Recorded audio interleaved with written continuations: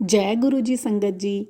Video को like कीजिएगा, channel को सब्सक्राइब कीजिएगा और बेल आइकन को प्रेस कीजिएगा ताकि आपको लेटेस्ट सत्संग की जानकारी मिल सके। संगत जी, आज जो मैं सत्संग आपके साथ शेयर करने जा रही हूँ वो बहुत ही महत्वपूर्ण है। अंत तक बने रहिएगा, ध्यान से सुनिएगा। हो सकता है कि आपको आपके सवालों के जवाब मिल जाए। जय गुरु जी, शुक्राना गुरु जी। एक समय जब हम काम के बोझ से थके हुए कार्यालय जाने वालों और पूरे दिन की मौज मस्ती और कक्षाओं से बंक करने वाले छात्रों का बड़े पैमाने पर पलायन देख रहे हैं। खैर, मेरा दिन दोनों श्रेणियों का मिश्रण था। लगभग 8 या 10 साल का एक छोटा लड़का अपने आकार से 3 गुना बड़ा छाता पकड़े हुए नंगे पैर खड़ा है। ऐसा लग रहा था कि वह खो गया है, या शायद यह सिर्फ मेरा अनुमान था। भारतीय जिज्ञासा और मित्रता के कारण मैंने उसे एक तरफ बुलाया और उससे पूछा कि क्या सब कुछ ठीक है, और मैं उसका उद्धारकर्ता बनने की उम्मीद कर रहा था। लेकिन पता चला कि वह मेरे जीवन को रोशन करने वाला था।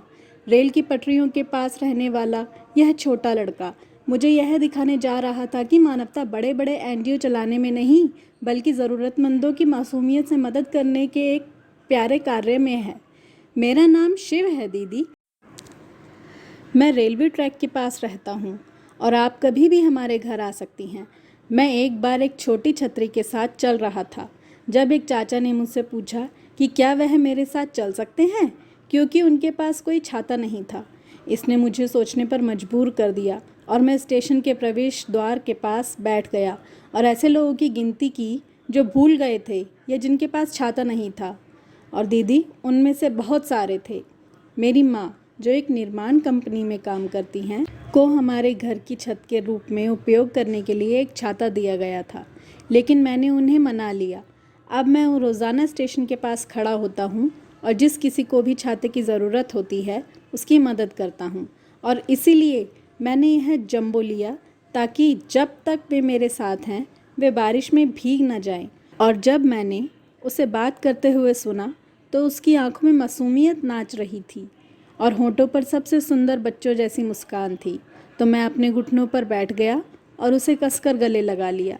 मैंने हिलते हुए और हद से आगे बढ़ते हुए पूछा, तो क्या आप पैसे लेते हैं, क्योंकि मैं आज आपको सैंडविच, डोसा या जो भी आप चाहें उपहार देना चाहता हूँ।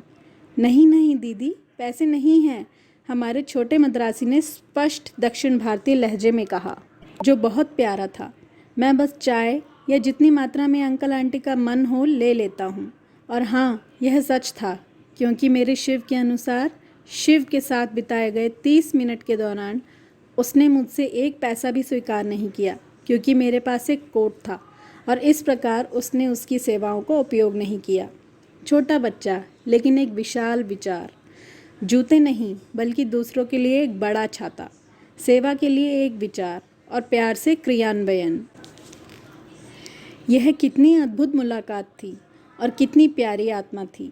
उन्होंने दूसरों की सेवा करने के अपने सरल लेकिन अत्यंत कठिन कार्य से मुझे बहुत कुछ सिखाया। उसकी उम्र खेलने की है, लेकिन यह उसका इरादा है। आपके लिए, मेरे लिए, या किसी ऐसे व्यक्ति के लिए जो इतना भाग्यशाली है कि उसकी बड़ी विशाल नीली छतरी के नीचे आ सके। जय गुरु जी, शुक्राना गुरु जी। संगत जी, मैंने अपना सत्संग पहली बार शेयर किया है। अगर कोई गलती हो गई हो तो माफ़ कीजिएगा। मैं अपने सत्संग को यहीं विराम देती हूँ। आगे गुरु जी के आशीर्वाद से बहुत जल्द अपना अगला सत्संग शेयर करूँगी। जय गुरु जी, शुक्राना गुरु जी।